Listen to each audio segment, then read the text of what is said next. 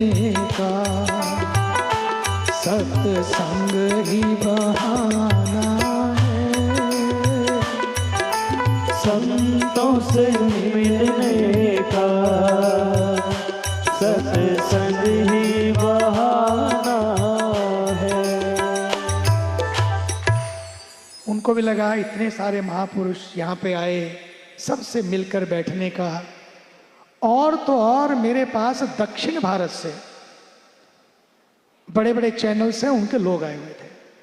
कल वो यहाँ पर थे, उन्होंने सब देखा लिया, मुझे बोले क्या कुछ ऐसा नहीं हो सकता ऐसी कथा दक्षिण भारत में हो जाए। मैंने 28 तक तो महाराज खाली को नहीं। बोले यहां ये देख के इतना आनंद आया कि कैसे यहाँ के सारे संत एक दूसरे के साथ मिलकर कितने प्यार से बैठे हैं, चर्चा कर रहे हैं, एक दूसरे को सम्मान दे रहे हैं। काश ऐसा हमारे दक्षिण भारत में हो, उत्तर और दक्षिण का संगम हो जाए तो कितना बड़ा काम हो जाएगा। तो मैंने उनको यही कहा, पक्का हो गया, आप डेट सेट करो, कुछ ना कुछ करेंगे, चाहे एक दिन के लिए सही, कुछ ना कुछ करें, ताकि जिस तरह से उत्तर और दक्षिण का संगम बहुत जरूरी है, बहुत जरूरी है। दक्षिण ने इतने बड़े बड़े आचार्य दिए, इतने बड़े बड़े संत दिए, लेकिन कई बार कुछ कोनों से कई बार कुछ आवाज आती है कि सनातन को खत्म कर देना चाहिए, ऐसा बोल।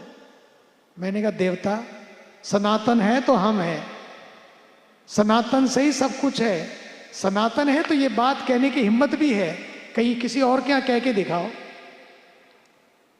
बोल ही नहीं सकते आप। एक कार्टून क्या बन गया, गर्दनें उतर गई। ये केवल सनातन में ही इतनी क्षमाशीलता है कि सब लोग इतने सहनशील हैं, कहते कोई बात नहीं, परिवार का एक व्यक्ति बोलता है ठीक हो जाएगा। लेकिन समय आ गया है, समय आ गया है कि अपने परिवार में सनातन की महिमा को जगाने का एक ही तरीका है, संतों से, यही तरीका है, यही तरीका है। इसलिए हम सब लोगों को ये ध्यान रखना है कि उन्होंने कहा था सनातन तो डेंगू है, सनातन तो बीमारी है, सनातन तो रोग है। हमने उसी समय उत्तर दिया था सनातन बीमारी नहीं, सनातन तो इलाज है, इलाज है सनातन। हो गया, हो गया। इतने सालों